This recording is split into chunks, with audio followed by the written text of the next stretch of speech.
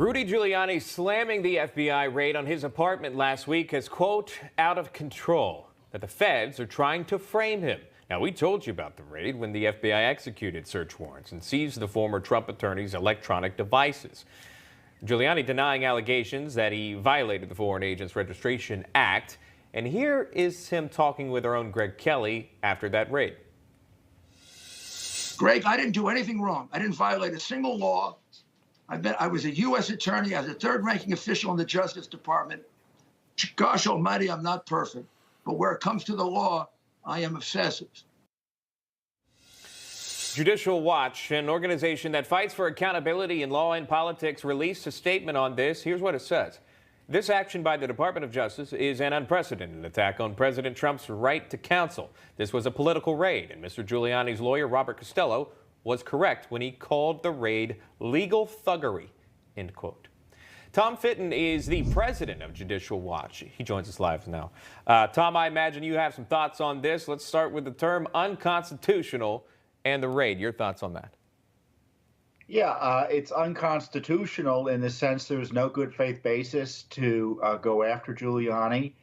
If you want to know about the corruption related to the raid, also look at the attendant leaks to the media, some of which were lies that the media had to backtrack on, suggesting that Rudy Giuliani was warned by the FBI about his discussions and investigation of the Biden corruption scandal, which this goes back to, which is Rudy Giuliani deserves a medal for what he's done uncovering Biden corruption, both with the laptop and his work exposing the Burisma scandal as it relates to Biden in Ukraine.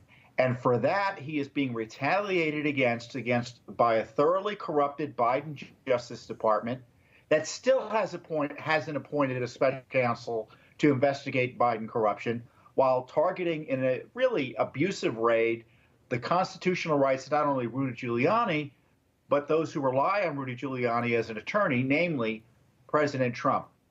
It's an attack not only on Giuliani's rights, but the president's rights under the Constitution, and frankly, as his role as president of the United States in the past. You bring up some great points there. Also, the retraction, something that made headlines recently here for NBC, for the Washington Post, and another to pull those. And now the question about who the source was for that. Again, that's misinformation, by the way, that came out of those news organizations. I want to play this for you. This is Giuliani saying this is great concern here for the entire country. Actually, much more worried for my country. Because if this can happen to me, and in effect to the president of the United States, a former president, it can happen to anybody. I mean, the documents they seized, easily half of them involved my representation of the president of the United States as a lawyer. And when I was a prosecutor, when we used to obey the Constitution, you would never do this. I'll get your response on that, too, and also the comment that Giuliani made saying that they accessed his iCloud some years ago as well. We're able to get into that. Victoria Tunzing, another named attorney who they seized one of her cell phones, she said on this show that the feds accessed her iCloud as well a few years ago. Your thoughts on this and what this does mean for the everyday American? You know, I remember talking to a retired FBI agent who said, you know, they always wanted the FBI to go after the mafia's lawyers, and the Justice Department would have let him do that. But, you know, they don't care about the rights of President Trump, and Mr. Giuliani is right to highlight this. And secondly, the idea is that it's not about Trump. It's about everyone's rights. If Giuliani can be targeted and abused like this, if President Trump can be abused, every American can be abused. And sure enough, this week, we're getting news that Department of Homeland Security wants to outsource spying on the American people because they think they can't do it legally directly, so they think they can use outside parties to spy on Americans. Now we hear the post office is monitoring social media posts. We hear Congress, we're in court against Congress. Adam Schiff, who issued a secret subpoena for the phone records of Rudy Giuliani. This is dangerous times we're living in, constitutionally speaking. You know, a lot of critics point to what you're saying, and they also point to the Durham report, hoping to uncover some things that happened in the past. And now they're asking, where is John Durham? Where's the report that was promised? What are your thoughts, Tom, on the Durham report that everyone, so many people were waiting to see? Well, I really didn't think we were hiring John Durham to get a report. We were hiring him to do a prosecution and to do a serious investigation. He was hired over 2 years ago. There's been one prosecution that frankly had been handed to him on a silver platter by the IG a year plus ago, and it still was a mess in the end. I'm not seeing any evidence Mr. Durham has done a serious investigation or even asked questions of people like like Obama, Biden, Hillary Clinton, those behind the decision making here. So none of these key witnesses have been brought before a grand jury, as best I can tell. So it'd be nice if we get a report. It's better than nothing, which is what we've had from the Durham investigation. This Justice Department is thoroughly corrupted.